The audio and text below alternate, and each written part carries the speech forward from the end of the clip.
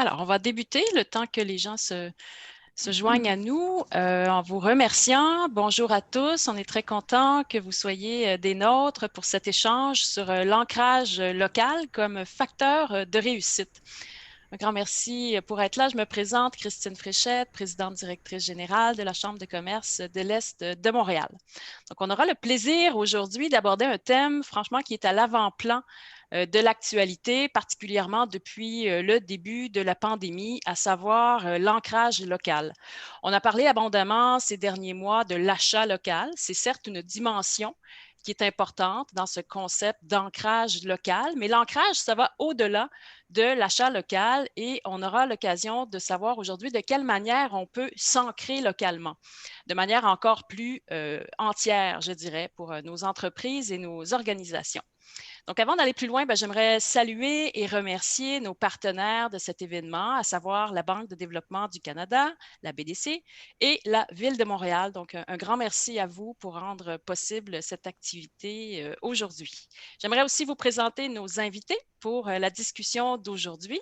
On aura le grand plaisir d'entendre donc M. Craig Ryan, qui est directeur entrepreneuriat social à la Banque de développement du Canada.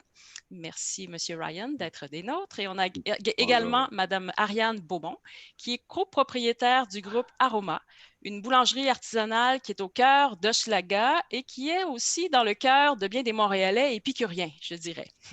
Merci, Mme Beaumont, d'être des nôtres pour cette activité. Pour votre information, chers participants, vous pourrez poser vos questions sur la droite. Vous avez la possibilité d'inscrire vos questions à nos panélistes. Il y aura tout d'abord une présentation de la part de M.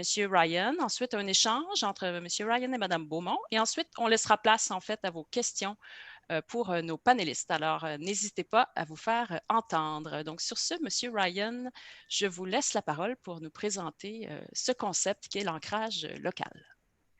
Merci beaucoup, Christine.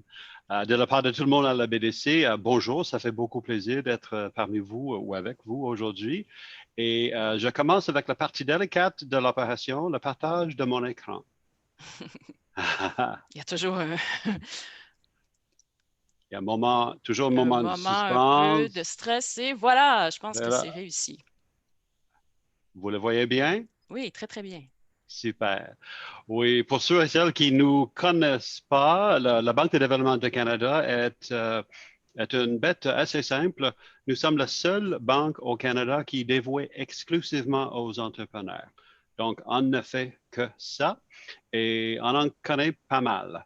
Nous avons 60 000 clients à travers le Canada dans pas mal tous les secteurs, mais tout et toute cliente est un entrepreneur réel avec chair et os quelque part au sein de l'économie réelle du Canada.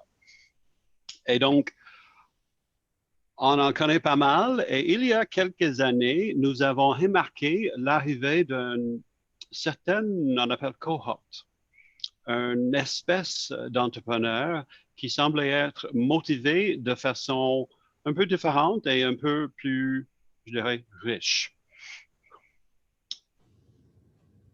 Donc, d'où notre sujet aujourd'hui, l'ancrage local. Je vais vous expliquer ce mouvement et il s'agit bel et bien d'un mouvement, un mouvement de gens, de personnes qui définissent la réussite en affaires d'une certaine façon et qui le bâtit d'une certaine façon. Je vais vous raconter leurs histoires et ensuite je vais vous montrer l'outil de planification qu'ils tous préfèrent. Ça vous va? Tout à fait. Super. Parlons d'abord de la Montréalaise, Annie Hulot. Annie Hulot, c'est une femme que je connais depuis quelques années maintenant. Et sa compagnie, The Unscented Company, est une belle réussite. Elle vend des produits comme des savons et des produits de nettoyage sans arôme, aucun arôme. Ce qui le distingue de beaucoup de compagnies comme ça dans son secteur. Mais la façon qu'elle a choisie pour bâtir sa compagnie est fort intéressante. Elle s'est obstinée à dire non à l'importation de tous les intrants de partout ailleurs et elle s'est dit, moi, je vais bâtir un chaîne d'approvisionnement le plus local possible.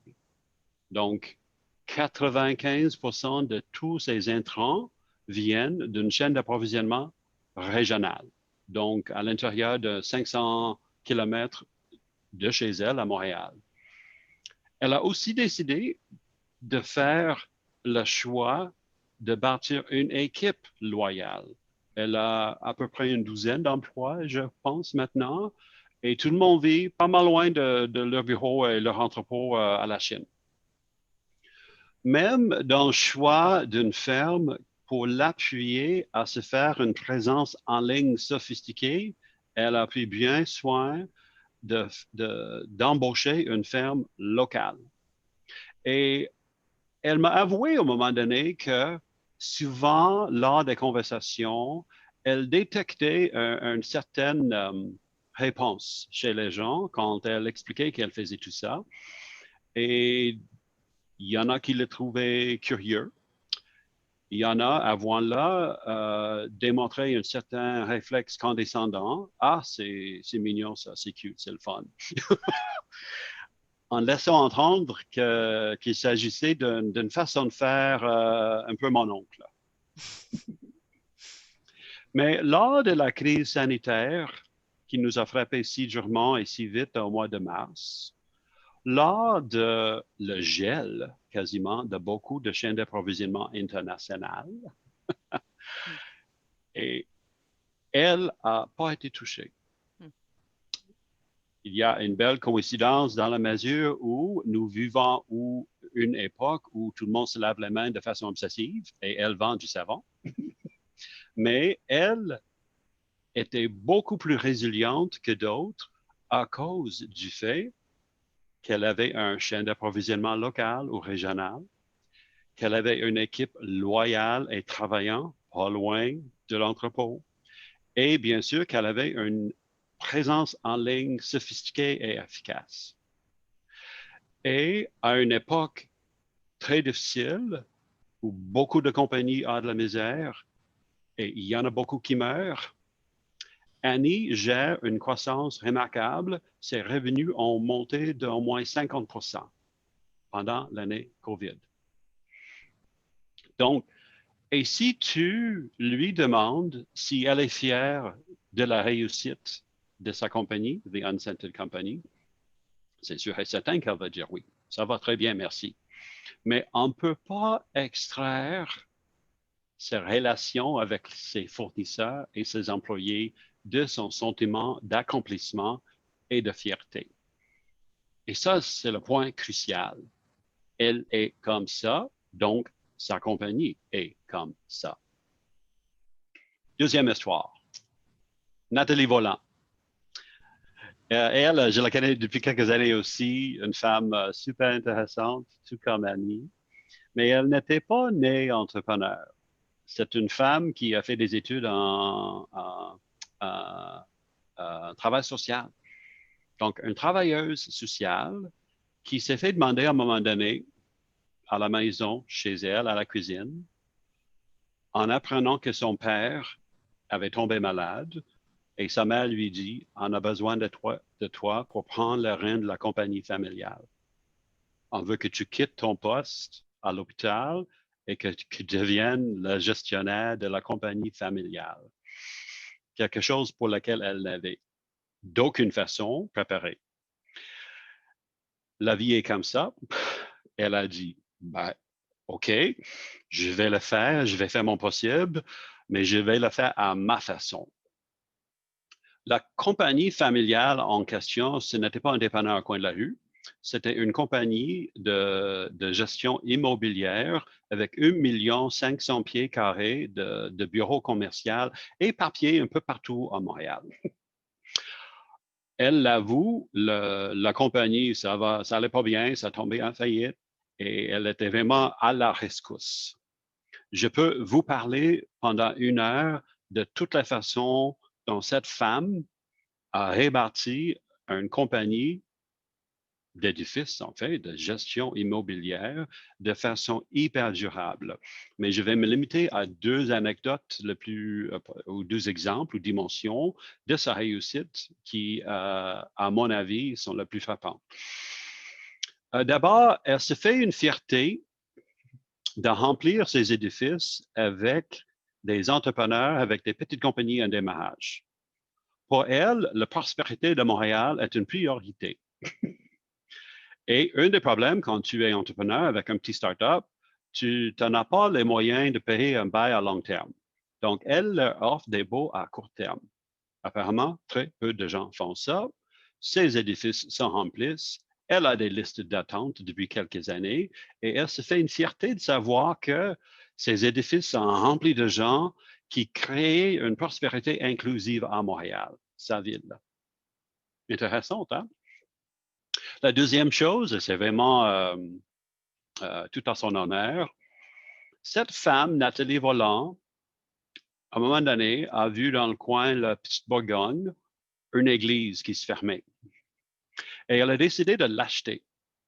Elle a acheté une église, donc on est au Québec, hein, les églises catholiques ne sont pas petites, là. Elle a acheté une église, elle a fait du sous-sol au clocher, sans une scène des gouvernements ni des fondations, pour changer un lieu de culte du 19e siècle en lieu d'innovation sociale et communauté du 21e. Ça s'appelle le Salon 1861 et c'est une super belle réussite.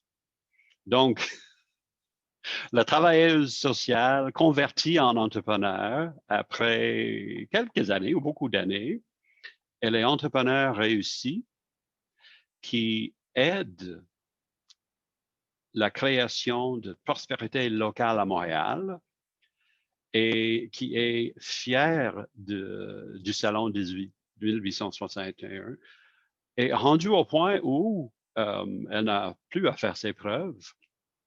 Et si on lui posait la même question, Nathalie, es-tu fière de ta réussite inattendue?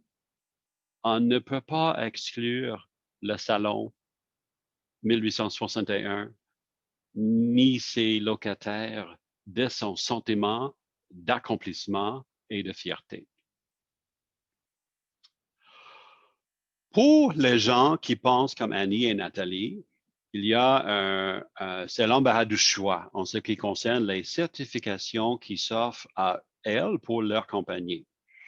Et les logos que vous voyez maintenant à l'écran, ce sont tous des certifications super louables, super valides. Leur force, leur spécificité et aussi leurs limites. Et aussi, il n'y en a pas un à l'écran qui va vous montrer tout ce que vous voulez savoir sur les compagnies que ces femmes créent jusqu'à maintenant. Né il y a 15 ans à peu près aux États-Unis, conçu par des entrepreneurs, cette certification qui s'appelle Beneficial Corporation, le B qu'on voit, ça veut dire beneficial, et dans la langue anglaise, le sens beneficial a un sens beaucoup plus large, je crois, que le mot bénéfice en français. Et c'est crucial ça, parce qu'on parle de la création d'une valeur la plus large possible. Et cette certification est la certification qui attire les Annie et les Nathalie. Pour faire certifier votre compagnie, il faut que vous fassiez deux choses. Il faut que vous passiez à travers une évaluation de rendement, une évaluation de l'impact qu'a ta compagnie sur la société autour. Et ensuite, il faut que vous fassiez un changement juridique. Regardons rapidement l'évaluation. Vous allez voir, une fois que vous avez créé votre compte en ligne, parce que l'évaluation est en ligne, confidentielle et gratuite, vous allez se trouver devant 200 questions rangées dans les catégories classiques. La gouvernance, les travailleurs, la communauté, l'empreinte environnementale, ainsi que l'impact positif de ce que vous vendez, s'il y en a un. Là, vous allez répondre à ces questions Et une fois que vous avez obtenu la note de passage, que je vais décrire tantôt, vous envoyez vos réponses à la maison mère du mouvement, qui est une OBNL aux États-Unis. Là, j'ouvre une parenthèse sur la note de passage de l'évaluation B Corp. Lors de la création de l'évaluation, les créateurs, des entrepreneurs américains, ont fait appel à un réseau d'experts et spécialistes en développement durable et responsabilité dans une quinzaine de pays à travers la planète. Ils ont conçu l'évaluation et ils l'ont partagé avec des douzaines et des douzaines de compagnies à travers la planète. Et à ce stade-là, ils ont pris bien soin de remarquer comment ces compagnies candidats faisaient. Ils ont remarqué que les notes qu'obtenaient ces compagnies lors de cette période de testage tendaient à se regrouper autour de deux chiffres, 50 ou 80. Et attention, il ne s'agit pas de pourcentage, il s'agit de points. Et l'échelle n'est pas 100 comme d'habitude, mais 200. Donc, sur une échelle de 200 points possibles, les gens tendaient à recevoir soit autour de 50, soit autour de 80. Les entrepreneurs qui obtenaient le 50 étaient ce qu'on appelle les compagnies conventionnelles. Je suis ici pour faire de l'argent. Si la société veut pas que je fasse quelque chose, on va me dire que c'est illégal. Donc, si c'est légal, je vais le faire.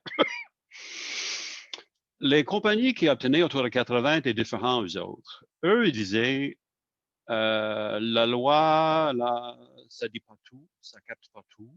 Je peux faire beaucoup plus, même si personne l'exige. Donc, c'est ma compagnie, je fais ce que je veux avec et moi, je vais me donner des valeurs et des cibles qui sont plus ambitieux que ce qui oblige la loi. En plus, je suis prêt à partager ma performance sur le marché ou sur la place publique, puis le faire tester, si tu veux, par des tierces parties. Ces compagnies qui obtenaient autour de 80 étaient en quelque sorte des chefs de file en développement durable. Et c'était à ce moment-là que les créateurs de la certification ont fixé la note de passage de l'évaluation B Corp à 80. Donc, pour passer, il faut que vous obteniez 80 points sur une possible 200. Et une fois que vous avez réussi à faire ça, vous passez à la deuxième chose, ce qui est le changement juridique. Là, c'est simple. Tu t'en vas chez ton notaire, tu ouvres la lettre patente ou la charte gouvernante de ta compagnie et tu y ajoutes la notion légale explicite que la raison d'être de cette compagnie est la création d'une valeur plus large. Il y aura de l'argent, bien sûr, ça va sans dire. Il y aura de la valeur pour les actionnaires s'il y en a. Mais la raison d'être légale explicite de cette compagnie à profit, c'est la création d'une valeur plus large pour la société, pour la communauté, pour l'environnement, pour les employés. Donc, si vous voulez investir dans cette compagnie ici, sachez d'avance ce que vous achetez. Une fois certifié, vous allez voir des avantages. D'abord, vous avez découvert un outil de planification stratégique en pair. Ça, c'est le bénéfice qui citent le plus souvent les entrepreneurs. Ça va vous aider à vous différencier vos compagnies de vos concurrents et vos pairs. Les médias sociaux l'aiment beaucoup et les employés potentiels millénaires vont faire la file devant ta porte. Chez nous, à la BDC, nous sommes une B Corp. Et à chaque fois que je passe chez mes collègues aux ressources humaines, j'ai droit des muffins et des cafés gratuits parce que au moins 40% des gens qui s'appliquent chez nous ou qui veulent travailler chez nous disent qu'ils sont venus chez nous parce qu'on est B Corp. Ou peu après leur arrivée, ils posent la question, êtes-vous certifié B Corp? Donc, c'est le fun. Ça vous permet de vous comparer avec vos pairs. Et pas juste vos pairs à Montréal, mais vos pairs de secteur à travers la planète. Moi, je trouve que souvent l'expression meilleure pratique, très souvent, ça veut dire la moyenne facile que tout le monde obtient déjà. Meilleure pratique dans le monde B Corp veut dire vraiment les pratiques, les modèles d'affaires, les façons de faire les plus novatrices partout sur Terre. Donc, c'est super à cet égard-là. Finalement, ça vous met dans un bassin de gens qui cherchent et qui aiment faire affaire les uns avec les autres. Donc, c'est toujours une possibilité de développement d'affaires. À la BDC, on a beaucoup appris sur le monde B Corp. Et nous le voyons maintenant pas comme un mouvement de masse, on n'est pas encore rendu là. Nous le voyons plus comme une expérience mondiale qui marche à merveille et qui, pendant cette année COVID, est exactement ce qu'il faut. Aujourd'hui, il y a plus de 3600 compagnies certifiées B Corp au monde, dans 70 pays, dans 150 secteurs. Et comme j'ai dit, il s'agit d'une expérience mondiale qui réussit. On a beaucoup appris sur les caractéristiques des entrepreneurs et leurs compagnies B Corp aussi. D'abord, on insiste sur le fait qu'il ne s'agit pas d'un modèle d'affaires qu'on pousse les gens à adopter. Il s'agit d'un mouvement socioculturel beaucoup plus grand que nous. Il s'agit d'un mouvement de gens. Nous, à la BDC, nous voyons que ces compagnies sont profitables, aussi profitables que les compagnies conventionnelles, aussi robustes que les compagnies conventionnelles et, à quelques égards, plus résilientes. Les gens ne s'attendent pas à ça, mais ils sont aussi profitables, robustes et peut-être plus résilientes. Nous voyons qu'ils sont partout, dans toutes les régions et pas mal tous les secteurs, et nous voyons qu'ils sont de toute taille, petites, moyennes et grands. Bien sûr, Annie Hulot a choisi la certification B Corp. Elle était une des premières au Québec et elle dit que l'avantage qu'elle a remarqué le plus immédiat, c'était au niveau de la reconnaissance du marché, donc au niveau du branding. Ça a attiré beaucoup de consommateurs. La première B Corp au Québec, c'était la grosse compagnie de gestion immobilière de Nathalie Volant, la première. Elle cite comme avantage une autre qui va vous faire sourire. Ses employés sont fiers d'être certifiés. Et, point important, ils se font une fierté d'améliorer leur score à chaque fois qu'ils récertifient, qu'il faut faire tous les 3 ans. Je m'excuse, j'ai oublié de le mentionner. Une fois certifié, tu es bon pour 3 ans. Il faut la refaire tous les 3 ans. Et donc, elle a une gang d'employés qui sont motivés à traquer, si tu veux, à prendre bien soin de tous les indices, toutes les preuves dont ils ont besoin. Donc, une rigueur au niveau de la gestion de la compagnie auquel s'intéressent tous ces employés millénaires. Ça arrive souvent. Donc, elle est contente.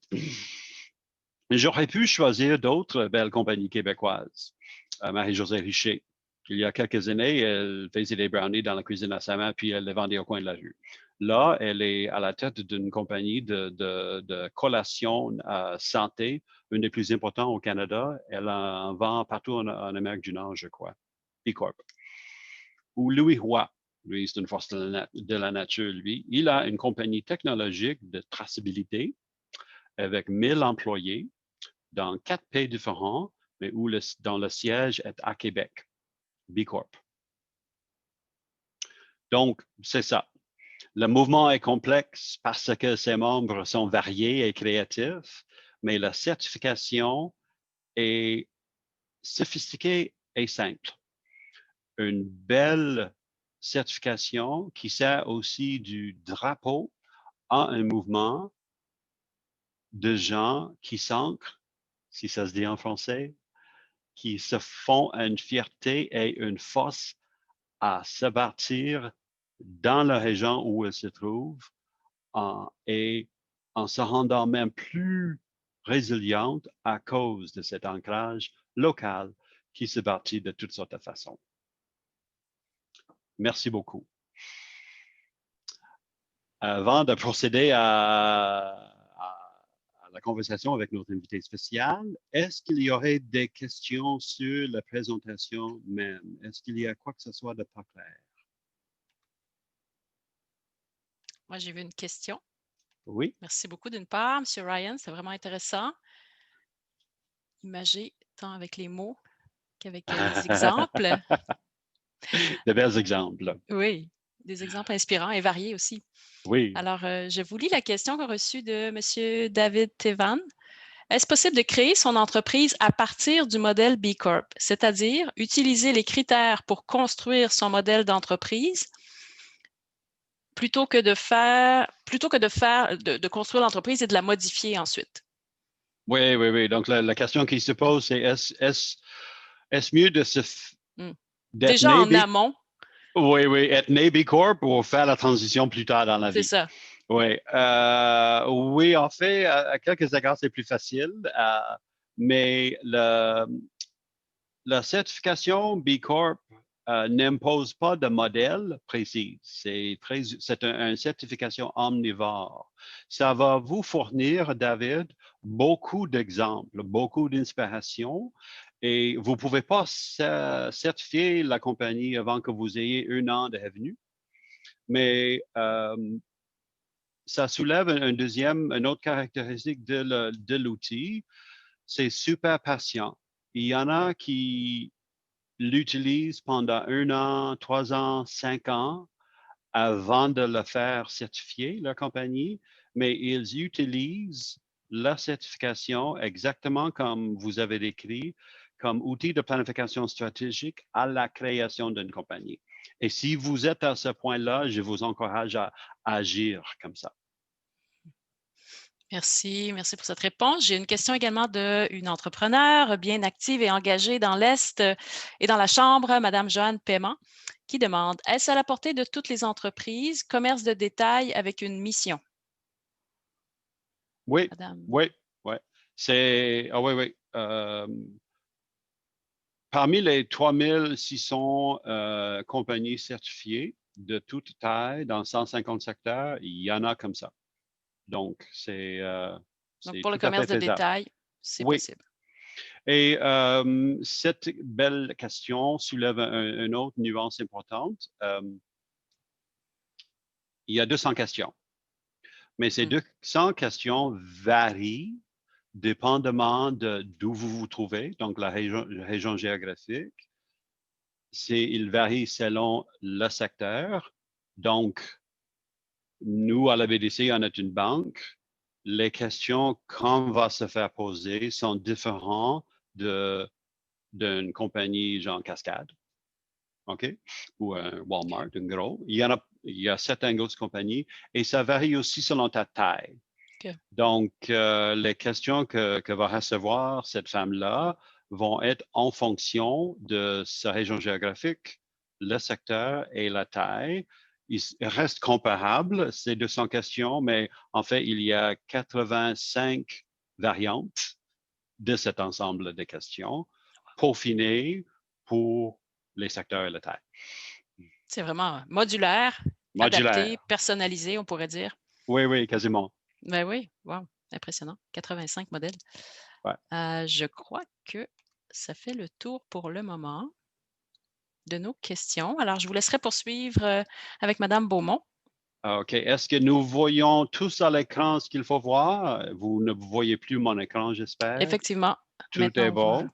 Bon, en saut dans la vif. Il me fait un grand plaisir de vous présenter Madame Ariane Beaumont, qui est l'entrepreneur fondatrice d'une boulangerie qui s'appelle Aroma, dans le coin Oma de Montréal. C'est une compagnie pas mal impressionnante, avec 140 employés, qui fait 11 000 pains par jour, tous les jours, de façon artisanale. Donc, j'aime bien ça et on va vous poser des questions là-dessus, Ariane. Production artisanale, quantité industrielle. Bienvenue à notre présentation B Corp, Ariane. Merci beaucoup. Merci de l'invitation. Oui. On s'est rencontrés plus tôt cette année lors d'un atelier de B Corp.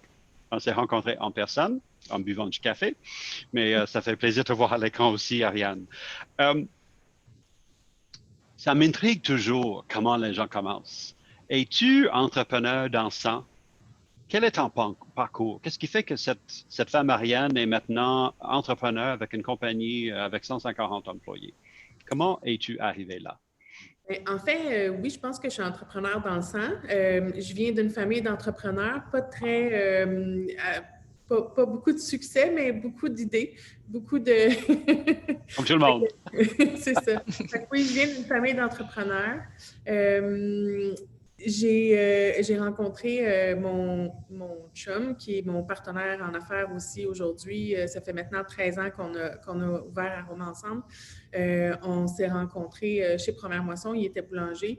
Lui, vient plus d'une famille de travailleurs. Ses parents, sa mère était infirmière, son père est pour la même entreprise depuis 55 ans. Quelqu'un de très fidèle à ses patrons. Donc, j'imagine que nos deux backgrounds ont fait un mélange intéressant pour ouvrir une entreprise.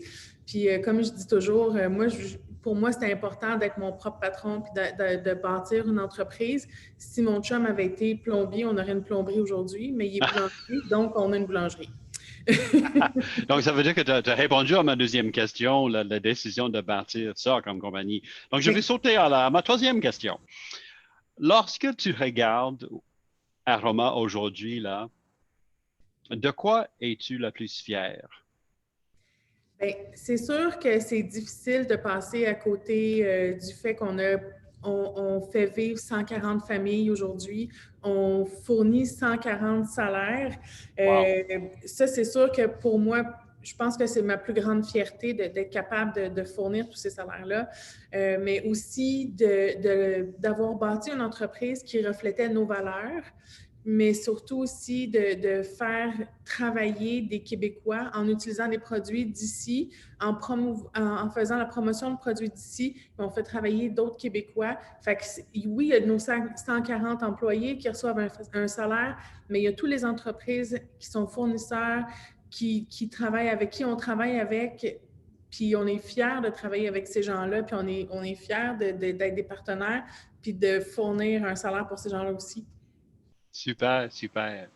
Mais comment se passe cette année difficile de COVID? Il faut que je pose cette question toujours. Oui, c'est une année terrible. Comment allez-vous chez Aroma? Bien, on fait partie certainement des privilégiés. On est extrêmement chanceux. C'est sûr qu'on est dans on fait de la nourriture, donc c'est dur de couper la nourriture quand on est en période de pandémie. C'est comme le savon, on en a besoin. Ouais. C'est ça, ben exactement. Je pense que le savon, c'est encore plus... non, mais honnêtement, on fait un produit de base. Je pense que tout le monde en a besoin à tous les jours. On n'est pas les premiers que les gens vont couper. Par contre, on a une grosse partie de notre entreprise qui est de fabriquer du pain pour d'autres entreprises, pour des restaurateurs, des hôtels. Je dirais que ce côté-là de l'entreprise a pris un coup au début de la pandémie parce que tous nos restaurateurs, hôtels, traiteurs, tous ont dû fermer ou ont jamais récupéré encore il y en a beaucoup qui sont partis à ce moment-là du jour au lendemain, mais tous nos clients épiciers ont pris en fait l'espace que ces gens-là prenaient dans notre chiffre d'affaires. Donc, pour ce niveau-là, on a réussi à se garder à flot, mais les boutiques ont explosé. On est vraiment chanceux. On est chanceux. Puis je touche du bois là tous les jours, on est chanceux. Oui. C'est une des tendances déclenchées par cette année COVID. Les gens repensent ou redéfinissent ce qui est fondamental versus ce qui est frivole. Absolument. Ce qui est superflu. Et ni le savon, ni le pain sont superflus.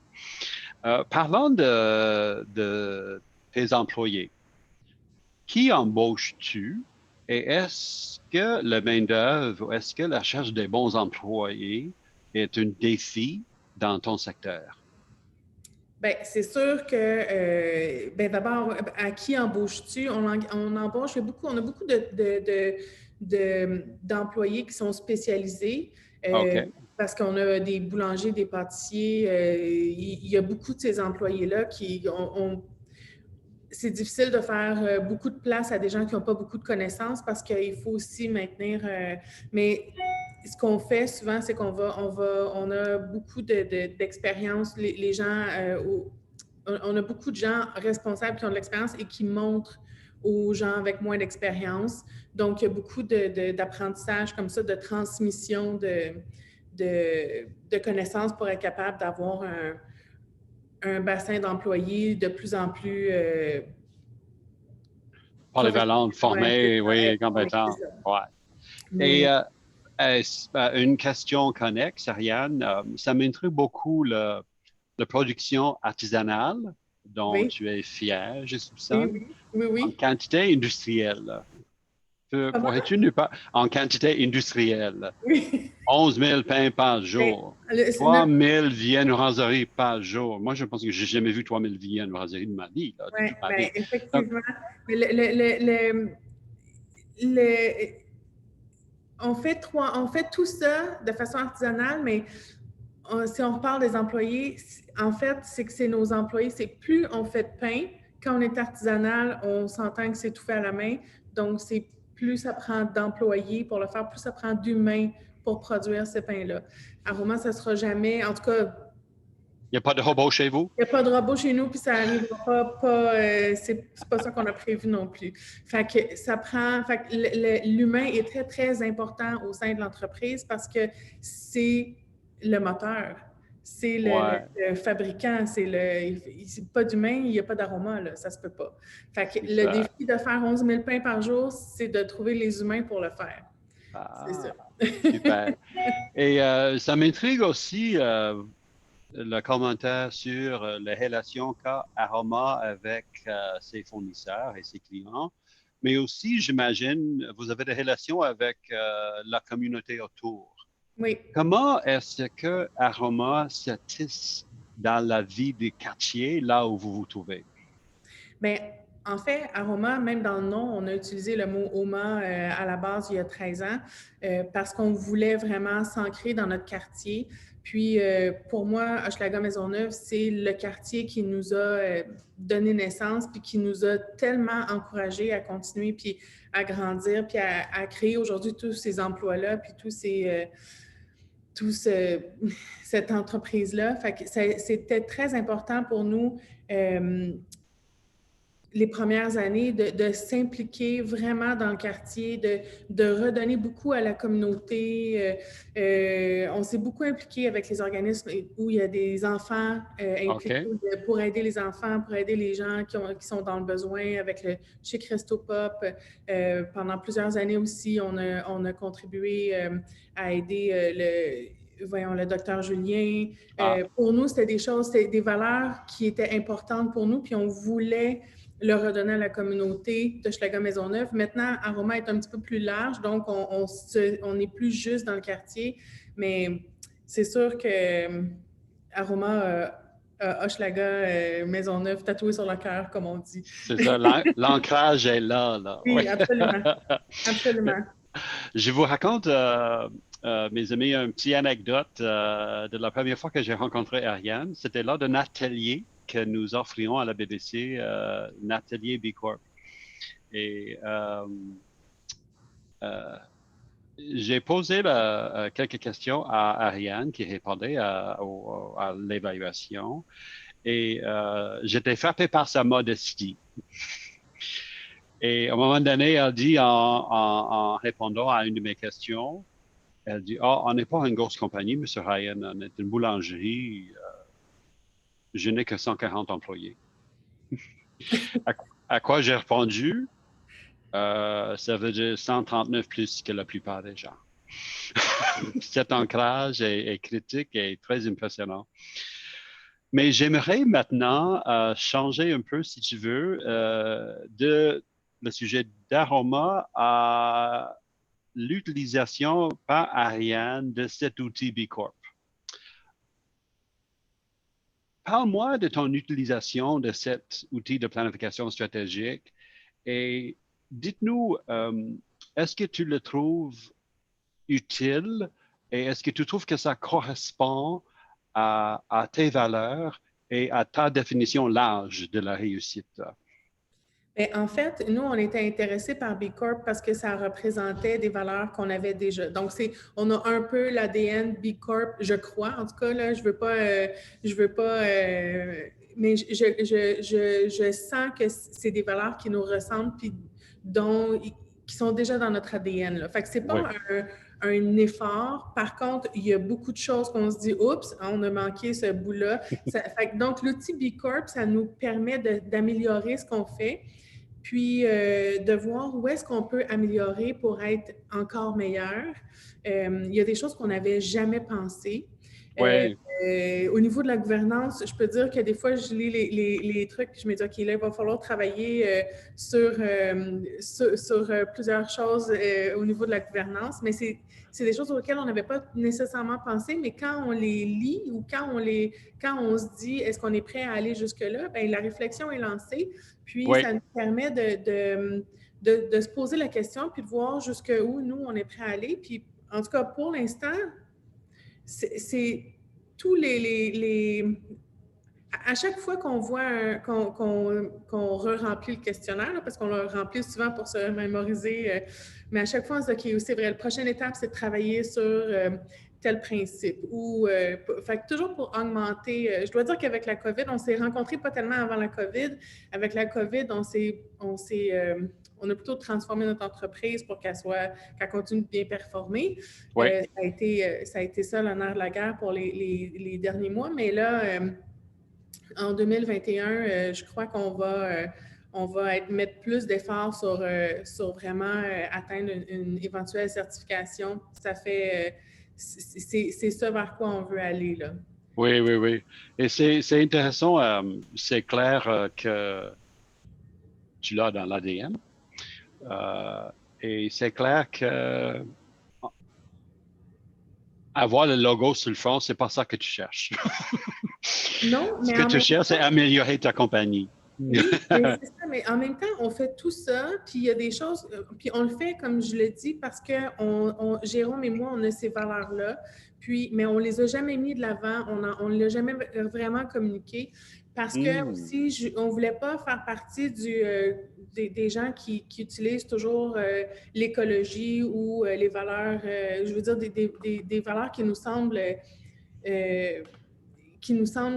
générales, là, mais les mettre à l'avant pour vendre, ça nous ressemblait pas beaucoup, mais je me rends compte aujourd'hui que les gens, ils veulent savoir, puis une certification comme B Corp, ben ça évite le greenwashing, parce que, en tout cas, ça évite le mauvais marketing sur sur des belles valeurs, parce que quand on a cette certification-là, ben c'est clair qu'on est passé à travers un processus rigoureux, là. Oui. À la BDC, nous voyons beaucoup de clients B Corp et B Corp-ish, donc des gens comme ça. Et nous avons appris à voir la présence d'une compagnie certifiée ou la certification comme signe de rigueur. On ne peut pas passer à travers une évaluation si compréhensive, si rigoureuse, si on est mal géré. Donc, est-ce que ces compagnies sont parfaites? Non. Est-ce qu'ils varient beaucoup de l'un à l'autre? Oui. Mais, règle générale, si c'est certifié, c'est bien géré. Et ça, ce que tu vis et tu démontres. Mais c'est super. Merci beaucoup de ta réponse, Ariane. Ça fait plaisir de voir. Merci, ça fait plaisir. Christine, est-ce que tu aurais d'autres questions ou est-ce qu'il y aurait des questions de la part de nos invités? Alors, j'ai Madame Paiement qui nous a écrit à nouveau, qui en fait possède une épicerie fine dans Pointe-aux-Trembles et qui dit « Bonjour Ariane, je veux travailler avec vous. Voulez-vous m'adopter? Je suis prête à vous faire une place de choix en boutique. J'ai hâte de communiquer avec vous. Votre simplicité est inspirante. » Alors là, on a un match parfait qui va faire que des gagnants. Donc, belle ouverture de ce côté-là. Merci, Madame Paiement, pour votre invitation. Alors, moi, j'avais une petite question peut-être sur, d'une part, comment est-ce qu'on sait qu'on est prêt pour s'engager dans cette démarche vers B Corp? Est-ce qu'il y a des signaux là, avant-coureurs là, sur lesquels il faut qu'on se questionne avant de s'engager? C'est juste une question de valeur ou ça va au-delà de ça? Est-ce qu'au niveau de la Non, maturité de l'entreprise, par exemple, de la préparation de l'entreprise, est-ce qu'il y a des non. choses qu'il faut qu'on ait là? OK. Si ça vous attire comme entrepreneur, tu es prêt. Parce que la seule et l'unique caractéristique qui définit ce mouvement mondial, c'est la définition de la réussite. Il n'y a aucune autre corrélation, d'aucune façon. Donc, la seule chose qui dicte l'utilité de cet outil, c'est la réponse à la question, est-ce que ça correspond à ta définition de la réussite en affaires et est-ce que ça correspond à tes valeurs? Et donc, si la chose t'attire, ça veut dire que c'est pour vous. OK. Aussi simple. Aussi simple que ça. Et la démarche peut... pardon? Moi, je peux dire en tout cas que si on avait connu B Corp il y a 13 ans, sûrement on aurait commencé l'entreprise en intégrant ces valeurs-là au départ, en montant l'entreprise avec ces valeurs-là au départ. Ouais. D'accord. Comme le demandait d'ailleurs Monsieur Tevan, David Tevan. Donc, vous l'auriez fait en amont là, d'entrée de jeu.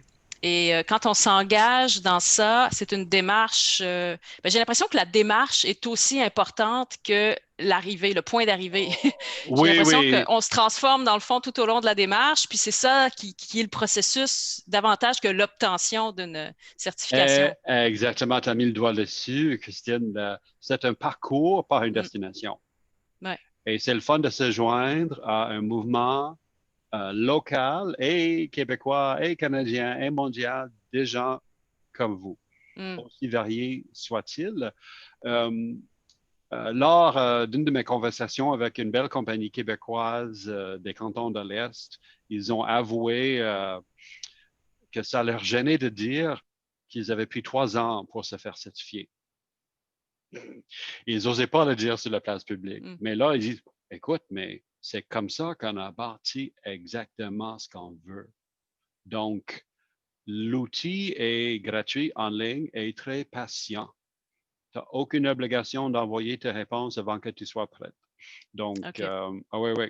Il n'y a pas de date limite là, pour différentes étapes. Et il me semble que j'ai le parcours même ou le processus, tu réponds à tes questions, tu les envoies, tu cliques sur Send. La maison mère, l'OBNL aux États-Unis, te revient avec oui, merci beaucoup de vos réponses. Puis-je avoir de la preuve pour les réponses suivantes? Okay. Là, tu fournis de la preuve pour ces questions. Il y aura une conversation avec eux pour qu'ils comprennent bien ta compagnie. Et c'est à ce moment-là que le 80 est certifié ou confirmé ou pas. Et si vous le faites, un conseil pratique, il ne faut pas s'attendre à ce que ça soit vite. Même le parti évaluation de réponse. C'est une OBNL assez robuste avec une 50aine d'employés, mais qui répond à une demande montante de partout au monde. Donc, c'est un OBNL modeste qui court. Et donc, si vous envoyez vos réponses et il n'y a pas de réponse immédiate, ça ne veut rien dire. Ça veut dire que la gang-là est occupée et il faut simplement attendre. Et j'ai une question pour vous deux. En fait, est-ce que le processus peut être fait en français? Oh, bien sûr. Et est-ce qu'il y a, par exemple, un représentant de B Corp qui vient parfois sur les lieux de l'entreprise? Est-ce qu'il y a une présence physique ou tout se passe que par écrit? Non. Un pourcentage de toute compagnie qui entame le processus doit à une vérification plus pointue, donc la visite. Okay. Si ta compagnie est grande, comme la nôtre, la visite est automatique. Pardon. Donc, à chaque fois que le BDC certifie, il y a une petite délégation qui arrive à la maison mère, qui fouine dans nos archives, qui parle avec mes collègues. Mais pour la vaste majorité des compagnies, il n'y a pas de visite comme ça. la conversation suivie de l'envoi des preuves suffit. OK. Et si vous aviez un conseil à donner à quelqu'un qui envisage peut-être de s'engager dans cette démarche-là, Madame Beaumont, qu'est-ce que ça pourrait être? Je vais vous laisser aller prendre un verre d'eau, Monsieur Ryan. Ben, moi, comme je disais, je commence ce processus-là, mais je pense qu'il y a encore beaucoup à faire, là. On est dans le chemin de ça, mais ouais. Si vous aviez un conseil, ce serait il faut... de prendre son temps, peut-être? Ben oui, ça c'est sûr, je pense que oui. Là. Je pense qu'il faut le faire pour être à l'aise avec tout ce qui est demandé aussi. Il faut être sûr que c'est bien mis en place dans l'entreprise. Mais ouais, la première chose, c'est qu'il faut vraiment y croire. Je pense que c'est ça. Puis il faut vraiment que il faut vraiment que ça ressemble à nos valeurs à la base. On peut pas, je pense pas que quelqu'un qui a pas ces valeurs-là peut juste se lancer dans un processus comme ça pour avoir une certification à la fin. Je pense qu'il faut que ça fasse partie des valeurs à la base des entrepreneurs. Il faut que l'authenticité soit au rendez-vous. Exactement. C'est ça. Nous avons appris que si le fondateur ou la fondatrice de la compagnie s'y intéresse pas, ne gaspille pas ton temps. Donc, si on ne voit pas ça, on fait rien. Ouais. Le conseil, c'est être patient, le regarder comme un outil de planification et pas une course. Et c'est ça, le voir, le regarder et l'utiliser de cette façon-là. Et aussi de se servir des occasions de rencontrer d'autres entrepreneurs comme vous, comme on a fait à l'atelier en janvier où on s'est rencontrés, Ariane. À la BDC, avec une belle boîte de conseils qui s'appelle Credo, nous offrons des ateliers à intervalles. Tous les mois à peu près, on se réunit maintenant en ligne et les gens parlent de leur processus, en s'aident et en répondent aux questions. Donc, il y a un réseau local, B-Local, ça s'appelle, qui existe ici à Montréal et à tout le Québec. Donc, je vous invite à venir nous rencontrer et à faire partie de le groupe montréalais et québécois de ce mouvement mondial. B-Local. Donc, ce serait la première étape pour qui veut s'engager, ce serait de participer à un atelier. Oui. Ou de simplement me contacter. Si tu veux une conversation un à un, ça me ferait plaisir. Parfait.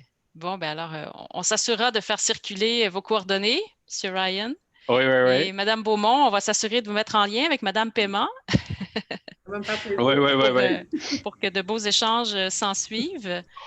Je ne pense pas qu'il y ait de nouvelles questions, M. Ryan, oui. Puis, je posais une dernière question à Ariane. Tout à fait. Ariane, quand cette année COVID est terminée, est-ce qu'on va prendre un café? Absolument. Absolument. Et une viennoiserie ensemble. Moi, je craque pour les cannelés. Mais moi, une dernière question. Il y a combien d'entreprises québécoises par année qui reçoivent la certification et qui font le processus? Là? Parce qu'il y a beaucoup de gens qui s'en intéressent, mais il y a combien d'entreprises québécoises annuellement qui reçoivent la certification?